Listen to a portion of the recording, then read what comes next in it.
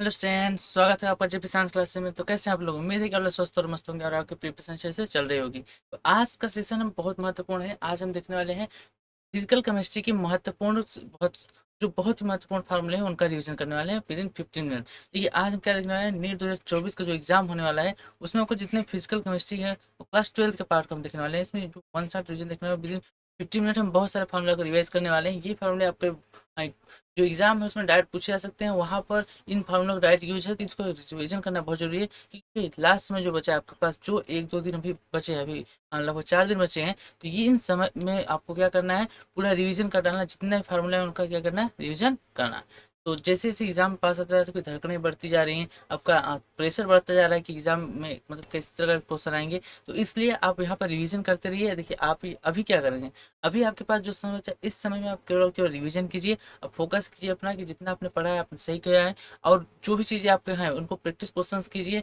और बहुत सारे क्वेश्चन सॉल्व कीजिए, साथ ही रिवीजन कीजिए। यही आपका लास्ट मोमेंट में करने का सही तरीका है, यही सही करना चाहिए और इसी तरीके से आप जाकर अपना एग्जाम देंगे। चलिए स्टार्ट करते हैं बिना टाइम वेस्ट किए। तो सबसे पहले देखिए हम देखने वाले हैं यहाँ पर कुछ फार्मूला, बेसिक फार्मूला। तो सबसे पहले देखिए आपका टॉपिक क्या है, इसमें मोल।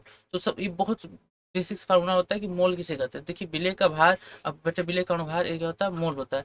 मोल को एन से दर्शाते हैं, एन इक्वल टू होगा डब्ल्यू का नियम। डब्ल्यू क्या है, भार है, जबकि एम क्या है, अणुभार। तो ये आप किसका होगा, मोल का फार्मूला होगा। इसी प्रकार हम बात करें मोललता को, देखिए मोललता को स्मॉल एम से प्रस्तुत किया जाता है। स्मॉल एम इक्वल टू का डब्ल्यू पी और डब्ल्यू एम। अब यहाँ पे देखिए बी क्यों लिखा है, देखिए आप ये होता है पहले देखो। अगर हम बात करें बिलियन की, तो बिलियन में दो घटक होते हैं, एक होता है आपका विलेय और एक आपका होता है विलायक। क्या होता है, विलायक। तो एक होता है आपका विलेय और दूसरा होता है विलायक। तो यहाँ पर विलेय को हम बी से दर्शा रहे हैं और जबकि विलायक को ए से। जो कम मात्रा में, कम मात्रा में क्या होता है विलेय, अधिक मात्रा में क्या होता है विलायक। तो कम मात्रा में जो उसको बी से दर्शा रहे हैं, अधिक मात्रा में उसको ए से। यहाँ पर डब्ल्यू बी का मतलब होता है विलेय का भार बटे विलेय का अणुभार into 1000 upon W A. W मतलब होता है विलायक का भार, किसमें, ग्राम में। ये आपका किसका सूत्र है, मोललता का सूत्र होता है। इसके साथ यहाँ पर इसकी मोललता की इकाई या मात्रक क्या होती है, यही ऐसा पूछा जा सकता है। मोललता की इकाई क्या होती है, मोल प्रति केजी। मोललता की इकाई क्या होती है, मोल प्रति केजी। तो इसको भी आप ध्यान रखिए। चलिए अब अगला देखिए पॉइंट क्या है। तो अगला पॉइंट आपका है मोलरता। देखिए मोलरता मोलरता में थोड़ा सा डिफरेंस होता है। इसमें देखिए विलायक का क्या होता है, विलायक का भार होता है विग्राम में, जबकि यहाँ पर बिलियन का आयतन होता है किसमें, एम एल लीटर में। अब देखिए यहाँ पर बात करेंगे मोलरता की, तो मोलरता को कैपिटल एम से प्रस्तुत किया जाता है। तो capital M equal to W B. W में तो विलेय का भार बटे एम बी, मतलब आपका विलेय का अणुभार इंटू 100 अपान बी का आयतन है और किसमें, एम एल में। ठीक है, तो ये आपका फॉर्मूला था किसका, मोलरता का। मोलरता का अगर आपसे पूछा जाए क्या मात्रा, क्या इकाई कैसे पूछा जाए, इसका मात्रा देखिए होता है मोल प्रति लीटर। तो दोनों चीज आपको पता होना चाहिए। अब आगे बढ़ते हैं। देखिए मोल अंश, मोल अंश को एक से दर्शाते हैं, मोल अंश को मोल प्रभाज भी बोला जाता है। तो दोनों शब्द आप याद रखो, मोल अंश या मोल प्रभाज। आइए अगर देखिए विलयन में जितने घटक होते हैं उन सभी का मोल अंश या मोल प्रभाज निकाला जा सकता है। जैसे अभी हम दो घटक अगर ले लें, विलेय और विलायक, तो विलेय को भी आपने देखा था बी से दर्शाते थे और विलायक को ए से। अगर विलेय घटक का मोल अंश निकालेंगे तो क्या होगा, विलेय की मोलक संख्या, देखिए एन क्या मोलक संख्या, बी मतलब विलेय की मोलक संख्या अपान एन ए और एन बी। एन मतलब विलायक की मोलक संख्या, एन बी मतलब विलेय की मोलों की संख्या, यानी विलेय में प्रस्तुत कुल मोलों की संख्या। अगर आपको मोल अंश पूछा जाए तो नॉर्मल क्या होता है, किसी तो घटक अगर हम निकाल रहे हो तो उस घटक की मोलक संख्या और विलय में प्रस्तुत कुल मोलक संख्या के अनुपात में क्या बोलते हैं, मोल अंश। ये आपका हो गया किसके लिए, विलय के लिए, और ये आपका हो गया विलायक के लिए। यहाँ पर बहुत महत्वपूर्ण पॉइंट आता है, देखिए नोट में लिखा हुआ है क्या, कि आपका विलय का मोलंश और विलायक का मोलंश अगर दोनों को जोड़ दिया जाए तो यहाँ सर आपका कितना आता है, एक। ये सदैव एक ही आता है। अगर किसी विलय में उपस्थित जितने भी घटक उन सभी का मोलंश अगर निकाल कर ऐड कर दो, जोड़ दो, तो उनका जो आपका एडिशन करने में जो फाइनल रिजल्ट आता है, जोड़ने में जो आपका जोड़ आता है, वो योगफल जो आता है वो आपका सदैव एक आता है। कितना आता है, एक। फिर अगला टॉपिक आपका देखिए यहाँ पर है, अगला टॉपिक है मोलरता तथा मोलरता में संबंध। ये बहुत महत्वपूर्ण संबंध है। यहाँ से आप डायरेक्ट मोलरता से मोलरता निकाल सकते हैं। देखिए स्मॉल एम का मतलब आपका क्या है, यहाँ पर स्मॉल एम का मतलब होता है ये आपका मोलरता, और कैपिटल एम मतलब होता है मोलरता। तो स्मॉल एम यानी मोलरता, मोलरता बराबर होता है मोलरता गुणे 1000 अपन डी। डी आपका क्या है, घनत्व तो है, इंटू 1000 माइनस यम। यम फिर से आपका मोलरता आएगा, और यम बी, यम बी मतलब क्या होता है, विलेय का अणुभार। विलेय क्या है, अणुभार। ये महत्वपूर्ण संबंध आपको मोलरता और मोलरता में, तो इसको जरूर याद रखिए। इसी साथ देखिए एक और संबंध आपको दिया गया, मोलरता तथा मोल अंश में संबंध। मोलरता मोल अंश में संबंध देखो तो एक्स भी बराबर, देखिए विलेय का मोल अंश है उसके बराबर क्या होता है, मोलरिटी। मोलरिटी मतलब होता है यहाँ पर, इसका मतलब मोलरता। मोलरिटी मतलब क्या है, मोलरता, मोलरता इंटू यम ए यानी विलायक का अनुभार अपन 1000। ठीक है, चलिए ये आपका महत्वपूर्ण फॉर्मूला है, इनको आपको याद रखना है। अब अगर देखिए एक बहुत ही महत्वपूर्ण टॉपिक आता है क्या, हेनरी। हेनरी के नियम से क्वेश्चन बन सकते हैं। ये हेनरी का सिंपल नियम होता है कि इसमें जो वास्तव होता है उसके क्या होता है, मोलन्स के अनुपाती होता है। तो यहाँ पर लिख सकते हैं यहाँ पर के एच इंटू एक्स, जहाँ पर के एच क्या, के एच आपका हेनरी स्थिरांक है। और यहाँ से देखो आपका पी और के एच इंटू एक्स, इससे क्या होता है, ग्राफ भी बनता है। अगर ग्राफ कैसे बनता है, ग्राफ बनाने के लिए देखिए आपको इस क्या होता है, वाई बराबर क्या होता है एम एक्स। तो अगर इससे आप तुलना कर देंगे तो देखिए वाई के स्थान क्या है आपका, वाई के स्थान पर, वाई के स्थान आपका देखिए पी है, और एम के स्थान पर के एच है, और जो कि एक्स के स्थान पर एक्स है। तो यहाँ से आपका देखिए ग्राफ जो बनता है, तो पी और एक्स भी जो ग्राफ बनता है, तो एक सीधी रेखा बनती है जिसका जो ढाल है, देखिए इसका जो ढाल है थीटा, यानी इसकी जो ढाल है उसको क्या बोलते हैं, के एच। ये क्या है, हेनरी स्थिरांक। ठीक है, तो हेनरी स्थिरांक से भी क्वेश्चन आपसे पूछा सकते हैं, नॉर्मल ग्राफ से पूछा जा सकता है, और इस फॉर्मूले से पूछा जाता है। तो दोनों चीज आप ध्यान रखिए। चलिए अब बढ़ते हैं नेक्स्ट। नेक्स्ट देखिए क्या करें, राउल्ट का नियम। तो राउल्ट का नियम क्या कहता है, तो राउल्ट के नियम के अनुसार देखिए होता क्या है, राउल्ट के नियम के अनुसार आप देखेंगे तो यहाँ देखिए, यहाँ पर आपका जो पी ए होता है, पी यानी कि देखो यहाँ पर आपका ये क्या है, एक बिलियन है जिसमें आपका ए और बी दो घटक हैं। ठीक है, दोनों घटक को मिला दिया गया, तो इनका जो वास्तव यहाँ पर आएगा, जो वास्तव आएगा वो आपका ए का भी होगा और बी का भी होगा। ठीक है, वास्तव में आपका ए का भी होगा और बी का भी होगा, तो इन दोनों के वास्तव को आपको एक योग करना है। तो अगर इनका देखा जाए वास्तव होगा क्या, तो जो वास्तव ए का है इस मिश्रण में, इस विलयन में, तो देखो वो उसके मोल अंश के अनुपाती होता है। तो यहाँ पर अगर देखेंगे पी ए, तो अगर इसमें पी नॉट ए क्या होता है कि ये आपका होता है जो आपका पी ए नॉट आपका क्या है, ये शुद्ध अवस्था में ए का वास्तव होता है। ठीक है, तो पी नॉट ए होगा, एक से का ये गुणा कर देते हैं, यहाँ पर क्या होता है, बराबर हो जाते हैं। यहाँ पे ये कि स्थिरांक का कार्य करता है। इसी प्रकार पी पी अनुपाती होता है एक्स बी के। अगर यहाँ पर पी नॉट बी यानी उसका जो आपका शुद्ध अवस्था में वास्तव होता है उससे यहाँ पर मल्टीप्लाई कर दिया जाए, तो ये आपका हो जाता है पी बी बराबर होता है P naught B into X B. अब इस समीकरण एक और समीकरण दो बन गए। अब इसका देखिए जब राउल्ट का नियम से क्या करता है कि पी बराबर P A plus P B, तो यहाँ से अगर दोनों को ऐड कर देंगे तो P naught A into X plus P naught B into X B, ये आपका फार्मूला बन जाता है किसका, राउल्ट के नियम से। अब देखिए ये तो फार्मूला बना, लेकिन नीट एग्जाम में आपसे कुछ क्या पूछा गया था। देखिए नीट एग्जाम में आपसे पूछा गया है कि यहाँ पर इन दोनों से कहा है एक्स ए एक्स बी के पदों में व्यक्त करो। देखो यहाँ पर हम क्या करेंगे, एक्स ए को लिख सकते हैं क्या, अभी आपको हम पीछे बताया था कि X A plus X B is equal to होता है कितना, 1 के। तो यहाँ सब लिख सकते हो एक्स ए बराबर 1 माइनस एक्स बी। देखो इसको पछाना कर दे दिया जाए, तो इस एक्स ए के स्थान पर हमने क्या रख दिया, 1 माइनस एक्स बी। तो 1 माइनस एक्स बी अगर रख देंगे, इसका मल्टीप्लाई करके यहाँ पर लिखेंगे, तो आपका देखिए पी जो आएगा वो आपका आएगा P naught A into X B, question P naught B minus naught A. तो ये आपसे पूछा गया था, तो नीट एग्जाम में आपका यही क्वेश्चन पूछा गया था, तो ये आपको पता होना चाहिए। ठीक है, ये जरूरी है आपको, ये इस पर क्वेश्चन पूछा जा सकता है, रिवाइज क्वेश्चन हो सकता है, तो ये टॉपिक महत्वपूर्ण है, तो आप उसको जरूर ध्यान में रखिए। चलिए अब बढ़ते हैं हम नेक्स्ट टॉपिक की ओर। नेक्स्ट पॉइंट क्या कर रहा है देखिए, कह रहा अणुसंख्य गुणधर्म। क्या, अणुसंख्य गुणधर्म में वास्तव में अपेक्षित अनुमान। देखिए विलयन में अणुसंख्य गुणधर्म में 4 पॉइंट होता है। पहला वास्तव में अपेक्षित अनुमान, फिर होता है कथनांक उन्नयन, हिमांक अनुमान, फिर परासरण दाब। ये 4 आपके अणुसंख्य गुणधर्म होते हैं विलयन में। इन चारों के फार्मूले आपको याद होने चाहिए। देखिए अगर वास्तव में अपेक्षित अनुमान की बात करें तो आपको तो पी नॉट ए, पी नॉट ए मतलब होता है शुद्ध अवस्था में विलायक का वास्तव। और फिर पी एस, पी एस का विलयन का दाब है अपन पी नॉट ए। देखिए अगर पी नॉट माइनस पी होता तो होता है अवनमन, क्या होता है वास्तव में अवनमन। और उसमें अगर अनुपात पी नॉट एस कर देते तो ये अपेक्षिक अनुमान हो जाता है, ये होता है N B upon N A plus N B के। इसी ये आपका किसका हो गया, वास्तव में अपेक्षिक अनुमान का। इसी प्रकार आप क्वथनांक उन्नयन देखेंगे, तो क्वथनांक उन्नयन का इतना सिंपल सा फॉर्मूला होता है क्या, delta T B equal to होता है के बी इंटू यम। यम क्या आपका, यम आपका मोललता, मोललता। तो मोललता का फॉर्मूला अभी आपने देखा था क्या था, डब्ल्यू बी पान एम बी इंटू 1000 पान डब्ल्यू ए ग्राम। ये आपका फॉर्मूला बन जाता है किसका, क्वथनांक में। ठीक है, इसी तरीके से हम बढ़ते हैं नेक्स्ट पॉइंट पे। तो हिमांक में अवनमन है, तो हिमांक में अगर अवनमन आप देखेंगे तो हिमांक में अवनमन का भी वही फार्मूला होता है। बस यहाँ पर देखिए डेल्टा टी एफ जो होता है वो हो जाता है के एफ इंटू एम के। तो एम का सेम वही फार्मूला होगा, तो आपका क्या हो जाएगा W B into 1000 upon W M B into W A gram में। तो ये आपका फार्मूला होगा किसका, हिमांक में अवनमन।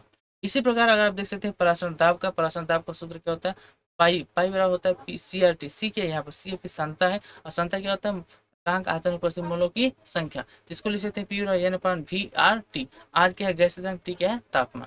इसको अगर भी को आप इस तरह पसंद करते हैं, पाई भी बराबर एन आर टी। और यही परासरण दाब का व्यापक सूत्र होता है, मूल सूत्र होता है। तो ये आपको पता होना चाहिए। ठीक है, चले ये आपका देखिए यहाँ तक आपका किसका था, ये आपका बिलियन चैप्टर्स था। अब इसका रहता है विद्युत रसायन। तो विद्युत रसायन चैप्टर की जो फॉर्मूले है उनको हम देख लेते हैं यहाँ पर। देखिए सबसे पहले जो टॉपिक आता है वो होता है चालकता। तो चालकता को सी से प्रस्तुत करते हैं, इसे कंडक्टिविटी बोलते हैं। तो यहाँ पर सी होता है प्रतिरोधकता की प्रतिरोध की विद्युत गति।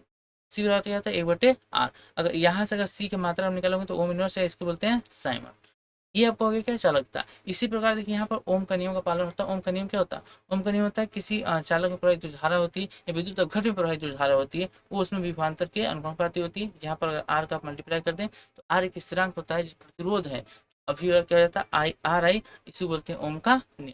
तो यहाँ से देखिए जो आर होता है, आर दो कारकों पर निर्भर करता है, एक लंबाई पर और एक क्षेत्र पर। यानी यहाँ पर ये लंबाई यहाँ पर क्या है, जैसे यहाँ पर यहाँ पर एक इसके बीच दो इलेक्ट्रोड लगा दिए जाए। क्या लगा दिए, दो इलेक्ट्रोड लगा दिए जाए, ठीक है। इसके बीच दो लगा दिए जाए यहाँ पर, और देखिए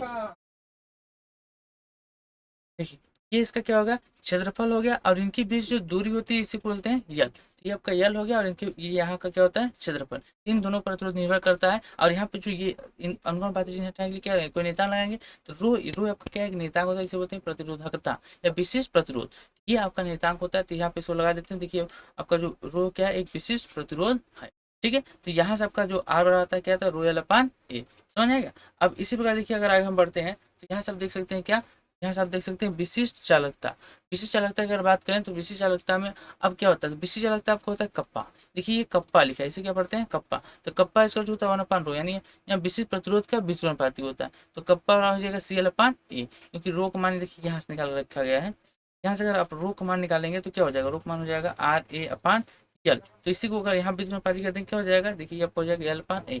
देखिए एक चीज और यहाँ पे अभी आपने देखा था क्या, कि आपका जो 1/C बराबर क्या होता है, 1/R। तो यहाँ से अगर आप निकालेंगे तो देखिए आर बराबर क्या हो जाएगा, 1/C। तो वही पलट के यहाँ पर रखा गया, तो आपका आया क्या, CL/A। ये आपका फॉर्मूला हो गया विशिष्ट चालकता का, ठीक है।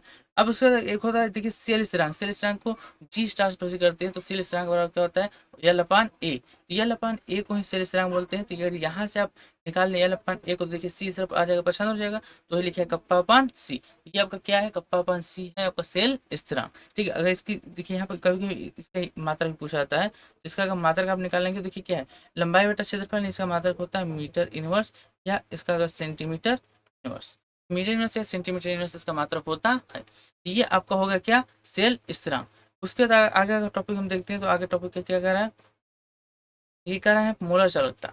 मोलर चालकता किसे कहते हैं, तो मोलर चालकता सिंपल होता है, देखिए इसे लैम्डा से प्रस्तुत करते हैं। और लैम्डा में रिजल्ट होता है कप्पा इन 1000/m। यम क्या है, यम आपकी है सांद्रता, क्या है, सांद्रता, यानी बिलियन की सांद्रता, उसका या फिर विद्युत अपघट्य की सांद्रता है। और कप्पा फिर देखियो क्या है, विशिष्ट चालकता है, और इंटू 1000। इसी प्रकार अगर इसका मात्रा देखें कि इस मात्रक से आपका नीट में क्वेश्चन आया है, इसके मात्रक से, तो मात्रक याद रखिए, इसका जो मात्रक होता है ohm inverse centimetre square mole inverse. इसका मतलब होता है आपका मोलर चालकता का। तो आपको यहाँ पर थोड़ा सा मात्रक पर ज्यादा फोकस करना है, क्योंकि इससे भी क्वेश्चन बने हैं। फिर आगे बढ़ते हैं, देखिए तुल्यांकी चालकता।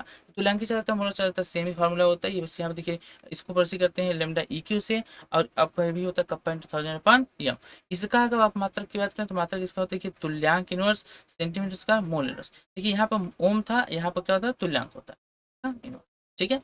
चलिए अब हम बढ़ते हैं नेक्स्ट पॉइंट की ओर। नेक्स्ट पॉइंट क्या है आपका, नर्नेस समीकरण। तो नर्नेस समीकरण में देखिए यहाँ पर क्या है, नर्नेस समीकरण देखने से पहले देखिए आपको यहाँ पे एक पॉइंट लिखा, नर्नेस समीकरण आता है E0 सेल, यानी सेल का मानक विद्युत विभव। तो सेल का मानक विद्युत विभव कैसे निकालते हैं, देखिए सेल में दो अर्ध सेल होते हैं, एक होता है कैथोड और एनोड। तो कैथोड एनोड दोनों मिलाकर एक पूर्ण सेल बनाया जाता है। तो कैथोड एनोड से यहाँ पर कैथोड माइनस एनोड से आप निकाल सकते हो क्या, मानक विद्युत सेल का विद्युत वाहक बल। और यहाँ पर अगर एक रिएक्शन आपके पास है क्या, जैसे यहाँ पर एक रिएक्शन आपके पास है, ये बना रहा है क्या, YP, यानी ये आपका रिएक्टेंट, ये आपका प्रोडक्ट, ये बन रहा है। तो इसके लिए एक नर्नेस समीकरण क्या आता है, नर्नेस समीकरण देखिए होता है ई सेल बराबर होता है E0 cell minus 2.303 RT/NF log P/Y। देखिए जो आपका प्रोडक्ट बटे प्रोडक्ट सांद्रता बटे रिएक्टेंट अभिक्रिया की सांद्रता। तो यहाँ पर इसकी प्रोडक्ट पहले Y था तो इसका घात में चढ़ जाता है, वहीं पर अगर x यहाँ पर था पहले तो यहाँ पर x घात में, ठीक। अब इसको सॉल्व करेंगे तो देखिए अगर मानक परिस्थितियों को देखा जाए तो मानक परिस्थितियों में आपका जो आर्क मान रखा गया वो 803 एक रखा गया। और मानक परिस्थिति क्या होता है, टेम्परेचर आपका जब 25 डिग्री सेल्सियस हो, 25 डिग्री सेल्सियस केल्विन बदल देंगे तो कितना जाएगा 298। 298 केल्विन ताप और 803 आपका क्या हो गया आर का नियतांक मान हो गया। और यहाँ जो एफ होता है आपका होता है फैराडे नियतांक, और फैराडे का मान होता है 96,500, लगभग 96,500। ये वैल्यू इसमें पुट इन कर देंगे, मान रखकर सॉल्व करेंगे। ये आपका आता है E cell inert cell minus 0.059 upon N log T पर वाई अपान आर पर एफ। इसी को बोलते हैं क्या निर्णय समीकरण, और यही निर्णय समीकरण का मूल समीकरण है जिससे आप सॉल्व कर सकते हो। इस पर बेस्ट क्वेश्चन आ सकते हैं। अगर बेस्ट क्वेश्चन आएगा तो डायरेक्ट आपको देखो यहाँ पर एन का मान निकालना होगा, प्रोडक्ट और रिएक्शन दोनों की सांता दिया होगा, इस फार्मूला को प्रोडक्ट करके जल्दी से मान निकाल सकते हैं। तो ये फार्मूला आपके लिए महत्वपूर्ण है, फार्मूला को जरूर रिवाइज करके रखिए। ठीक है, तो देखिए अभी आज का सेशन हम यहीं तक रखते हैं। इसके आगे भी देखिए और भी है। अच्छा, फराडे का नियम, एक टॉपिक और बचा, इसको भी देख लेते हैं। फराडे का देखिए प्रथम नियम क्या था। फराडे का प्रथम नियम यह था कि अगर किसी आप विद्युत अपघट्ट में आवेश प्रभावित करते हैं तो आप जितना आवेश प्रभावित करते हैं उस पर जो पदार्थ की मात्रा निक्षेपित या घटे में जो वियोजित होती है उसकी मात्रा आवेश के अनुपाती होती है।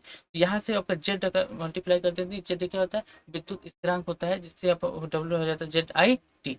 तो अगर यहाँ पर जेड देखा जाए तो जेड होता है ई अपान 96,500। ये आपका फैराडे का प्रथम नियम था। इसी प्रकार फैराडे द्वितीय नियम देखेंगे तो क्या हो जाएगा। देखिए फैराडे द्वितीय नियम क्या होता है, जब विद्युत आवेश को समान मात्रा को अलग अलग विलयनों में डाला जाए तो उसका विद्युत घटक जो पदार्थ की मात्रा होती है वो अलग अलग आती है। यहाँ से W1/W2 इक्वल टू Z1/Z2 या E1 इस तरीके से आप इसको निकाल सकते हैं। ये आपका फैराडे का द्वितीय नियम। ये दोनों आपको फार्मूले यहाँ से रिवाइज करने हैं। इसके आगे देखिए अभी और आसानी बलगत की है, इस तरीके से और भी हैं। तो आज का सेशन हम यहीं तक रखते हैं। तो सेशन कैसा लगा आप जरूर बताइए और कमेंट में बताइए कि आपको इसका पार्ट 2 चाहिए। तो जैसे आप कमेंट में बताएंगे इस जल्द से जल्द एग्जाम से पहले हम पूरा फिजिकल केमिस्ट्री का फार्मूला रिवाइज आपको 15 मिनट में 1 शॉट रिविजन तौर पे पूरा अपलोड कर देंगे। तो वीडियो को अच्छा लगा तो लाइक जरूर कीजिएगा, अपने दोस्तों में शेयर कर दीजिए, और चैनल पर ही आए तो चैनल को सब्सक्राइब कर लीजिए। अच्छा, ये फार्मूला अगर आपको फार्मूला सीट चाहिए तो JP science classes, JP science classes नाम से एक टेलीग्राम चैनल है। ठीक है, क्या है टेलीग्राम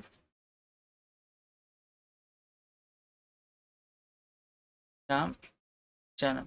तो वहां से आप जाकर इसको ज्वाइन कर लीजिए, जहां पर इस क्लास के जस्ट बाद यहाँ पर आपको अपलोड कर दिया जाएगा। तो ये पूरा आपको पीडीएफ फार्म मिल जाएगा, वहां से फार्मूला आप रिवाइज कर सकते हैं। तो ये फार्मूला सीट आपके लिए बहुत महत्वपूर्ण है। तो टेलीग्राम चैनल ज्वाइन कर लीजिए, जहाँ आपको फ्री में ये वहां से आपको डाउनलोड कर सकते हैं। तो चलिए मिलते हैं नेक्स्ट सेशन में, तब तक के लिए अपना ख्याल रखिए, पढ़ते रहिए और रिवीजन करते रहिए, क्योंकि जब एग्जाम में आपको रिवीजन बहुत महत्वपूर्ण है। जितने ज़्यादा आप रिवीजन करेंगे एग्जाम में आप उतनी आसानी से क्वेश्चन को सॉल्व कर पाएंगे।